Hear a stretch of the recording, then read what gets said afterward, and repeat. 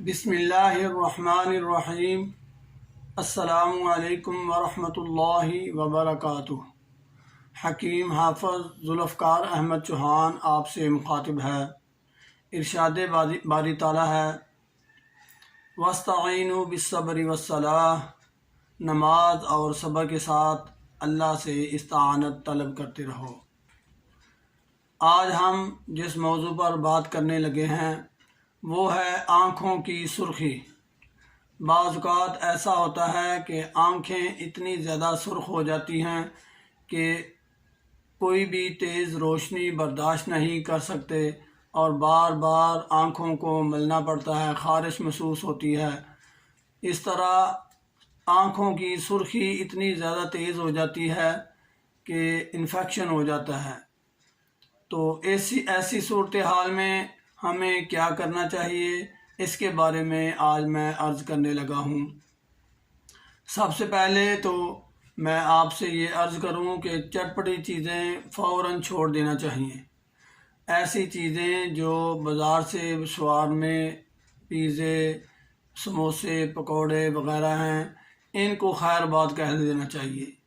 انتہائی ضروری ہے کہ آپ سادہ غذا لیں، اور سادہ غذا میں بھی میں نے آپ کو سبزیاں یہ تجویز کرنا ہے۔ کدو، ٹینڈے، شلجم، گاجر، کالی توری، پیٹھا، کھیرا، چقندر، یہ مولی وغیرہ، یہ ساری چیزیں ایسی ہیں کہ اگر آپ ان کو غذا کے طور پر استعمال کریں گے تو یہ انفیکشن ہمیشہ کے لیے ختم ہو جائے گا۔ دوسرا، پانی جب بھی پئیں نیم گرم پانی استعمال کریں۔ ٹھنڈے پانی سے بہت زیادہ جسم میں اور نقائص پیدا ہو جاتے ہیں۔ اس لیے میں ہمیشہ آپ سے یہ عرض کرتا ہوں کہ تندرست رہنے کے لیے ہمیشہ نیم گرم پانی استعمال کریں۔ دوائی کے طور پر جو آپ نے آنکھوں میں ڈالنی ہے وہ گلاب کا عرق ہے۔ گلاب کا عرق ایسی چیز ہے کہ یہ آنکھوں کی سرخی کو فوراً ختم کرنا شروع کر دیتا ہے۔